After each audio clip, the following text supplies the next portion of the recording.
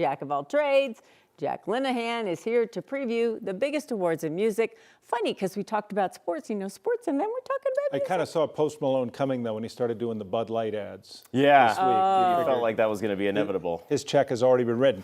Let's start with Beyonce, the most nominations. She has 11. Is she the front runner for big awards this year at the Grammys? You know, it's always hard to tell. So for big awards, there's generally, there's 94 categories at the Grammys. So there's a lot of music and spoken word and comedy all covered. But the big four: Record of the Year, Album of the Year, Song of the Year, and Best New Artist. Obviously, Beyonce not up for Best New Artist, but she is up for the other three: Cowboy Carter for Album of the Year, and Texas Hold'em for Record and Song of the Year. What's funny, she has been nominated for those big four awards 16 times. She's only won once for Single Ladies Song of the Year.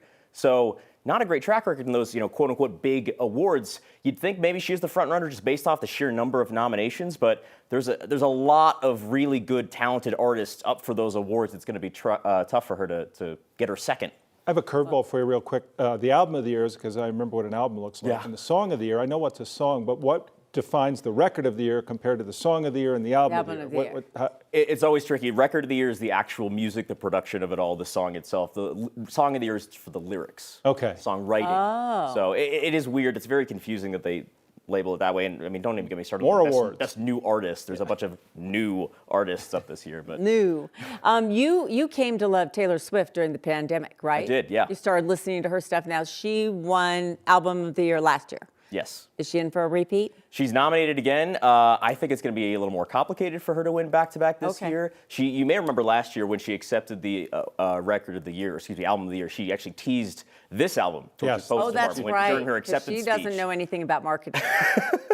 She's very new to it all.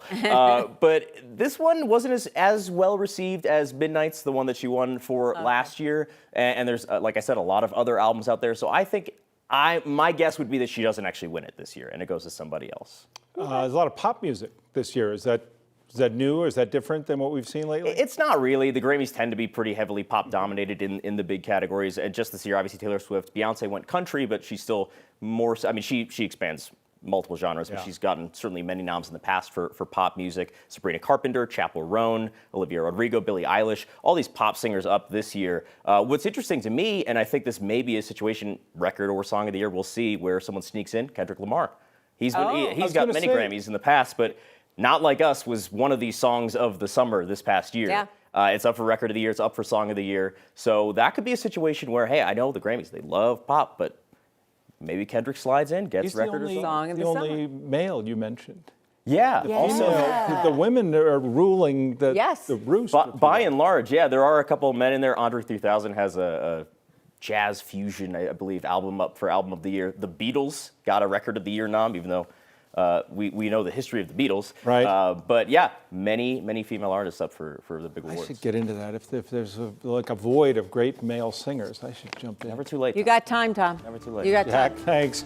We're ready for the Grammys now, and we'll be right back. Thank you, Jack.